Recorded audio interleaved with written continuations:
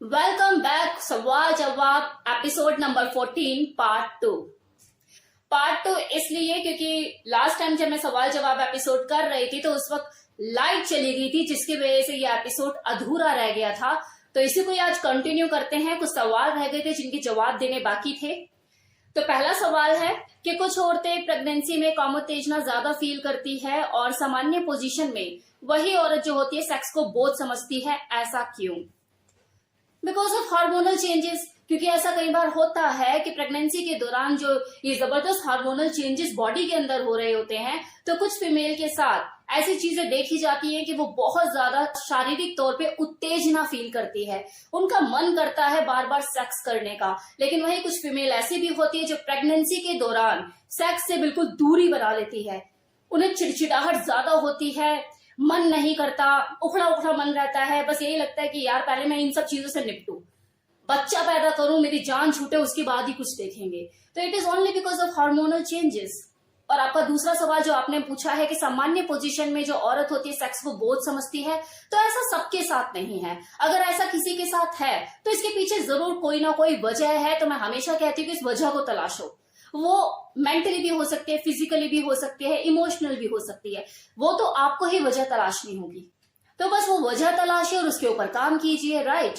अब जैसे किसी ने मुझसे सवाल किया है कि मैम आपका एजुकेशन क्या है, मतलब आपकी पढ़ाई लिखाई, और प्लीज अपकमिंग वीडियो में जरूर बताइएगा। मैंने पॉलिटिकल साइंस ऑनर्स किया है और कॉम्पिटिटिव एग्जाम्स की तैयारी भी बहुत की है। एग्जाम कभी क्लियर नहीं हो पाया और आज मैं बोलती हूँ कि थैंक गॉड वो एग्जाम क्लियर नहीं हो पाए, क्योंकि मुझे ऐसा लगता है कि मैं जॉब मटेरियल हूं ही नहीं।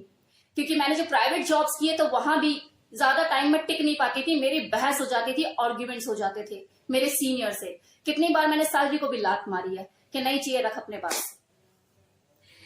तो मुझे ऐसा लगता है मैं जॉब मटेरियल हूं ही नहीं, और अगर मेरा कहीं सिलेक्शन नहीं हुआ अच्छी बात है, वरना मैं खुद छोड़ देती। अब किसी ने सवाल किया है कि मैम ट्रू लव एग्जिस्ट करता है या फिर सब अट्रैक्शन ही है? तो देखो ऐसा नहीं है। आज के टाइम में भी ट्रू लव एग्जिस्ट करता है, भले 1%, आधा %, लेकिन है ये चीजें। लेकिन ये भी सच है कि लव की शुरुआत होती अट्रैक्शन से ही है। मतलब जब तक किसी का ध्यान नहीं जाएगा किसी के ऊपर, उसकी नजरों में नहीं आएगा, उसकी नजरें उसके ऊपर नहीं टिकेगी, तो प्यार के फूल कैसे खिलेंगे? तो जो शुरुआत होती है, जो बीज होता है, वो तो अट्रैक्शन से ही होता है।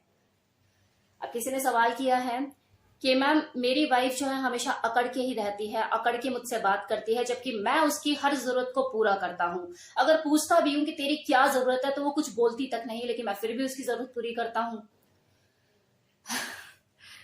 तो बताइए ऐसा क्यों है?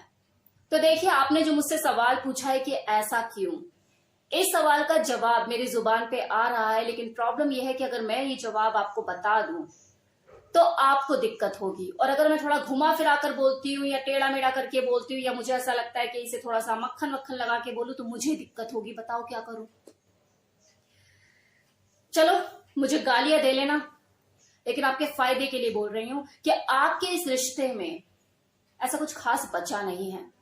अब आपने बोला कि मैं उसकी हर जरूरत को पूरी करता हूं, लेकिन उसे तो आपकी जरूरत की भी जरूरत नहीं है। अब देखिए, समझदार को इशारा काफी है। आप मेरे इस जवाब को रिपीट कर करके 4 बार सुनिए, समझ जाएंगे कि मैं क्या कहना चाह रही हूं। ओके मैम, अगर कोई लड़की किस करने के लिए मना करे तो उसे राजी कैसे करें? अब देखिए, यहां पे सवाल ये उठता है कि वो लड़की कौन है। अगर वो लड़की आपकी गर्लफ्रेंड है और वो अगर उस वक्त मूड में नहीं है, तो उसका मूड बनाइए, जबरदस्ती इमरान हाशमी बन के उसे किस कर दीजिए। दुनिया की कोई ऐसी लड़की नहीं है जो उस वक्त मना करे या बुरा लगे उसे कि यार मेरे बॉयफ्रेंड ने मुझे जबरदस्ती किस कर दिया। इनफैक्ट वो लड़की होगी, उसे अच्छा लगेगा कि मेरे बॉयफ्रेंड ने मेरे ऊपर अपना आधिपत्य जमाया।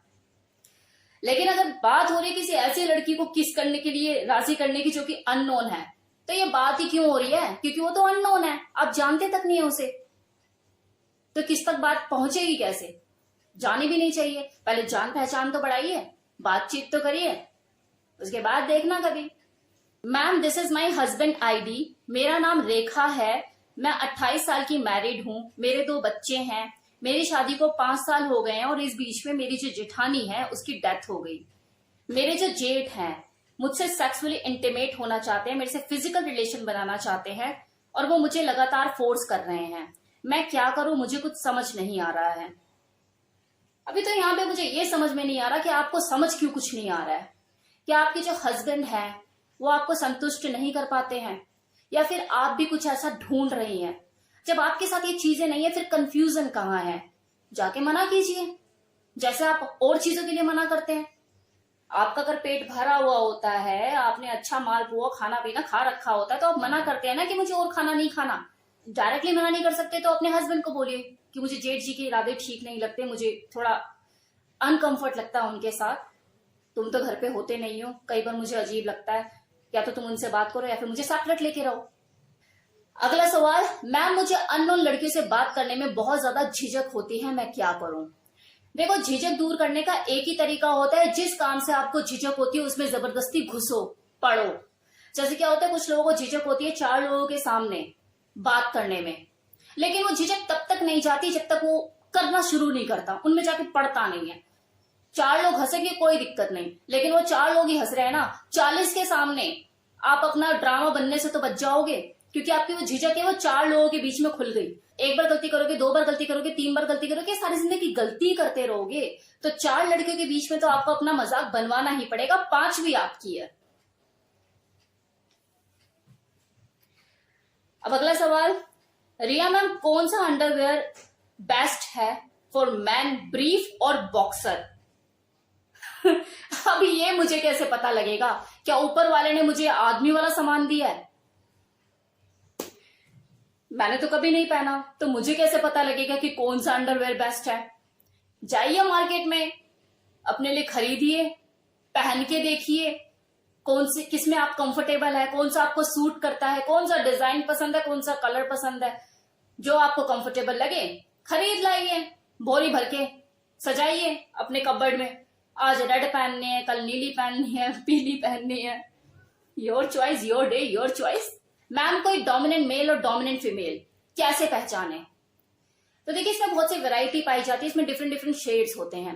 हल्का बहुत एंगर, ये डोमिनेंस जैसा एटीट्यूड तो हर किसी में होता है। जैसे कोई औरत है, अपने बच्चे को किसी बात पे डांट रही है, झूठ बोल रहा है, या उसने कुछ पैसे चुरा लिए, या फिर स्कूल से कंप्लेन आ गई तो 2 थप्पड़ लगा दिए, उसको दिन का खाना नहीं दिया, तो इसका मतलब ये नहीं कि वो डोमिनेंट फीमेल है, ये एक नेचुरल बिहेवियर है। फिर ऐसे में चाहे कोई फेमिनिन हो, कोई सबमिसिव हो, या कोई डोमिनेंट हो, वो ये करेगा ही करेगा।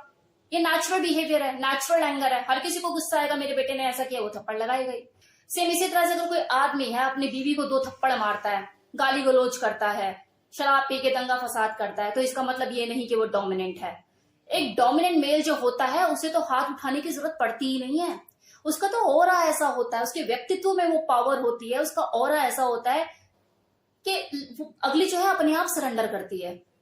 सेक्सुअली भी अगर उसे हल्का सा टच कर दे ना, वो अगली वहीं ढीली हो जाती है, ढीली और गीली दोनों हो जाती है। तो ये रुबाब होता है डोमिनेंट मेल का, उसे ना हाथ उठाने की जरूरत पड़ती है, ना गाली देने की जरूरत पड़ती। प्यार के लिए भी, सेक्स के लिए भी आंखें ही काफी है, इशारे ही काफी हैं, हाथों के स्पर्श ही काफी है, और डांट डपट के लिए भी बस यही काफी है, एक्सप्रेशन। ऐसे मैं एक वीडियो बनाने वाली हूँ, alpha, beta, gamma, omega, delta, इस तरह की जो फीमेल पर्सनालिटी होती है, इनकी पहचान क्या होती है, आप इन्हें पहचाने कैसे।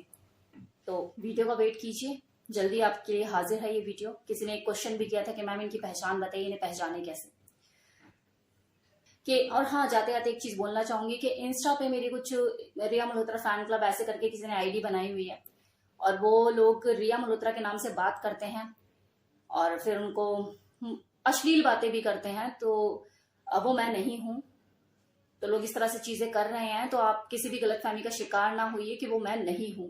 मेरे पास तो टाइम नहीं होता किसी से बात करने का भी। मतलब मैसेजेस, मैं आपको बताऊं 10,000 से ऊपर मैसेज, अनरीड मैसेजेस पड़े हुए हैं।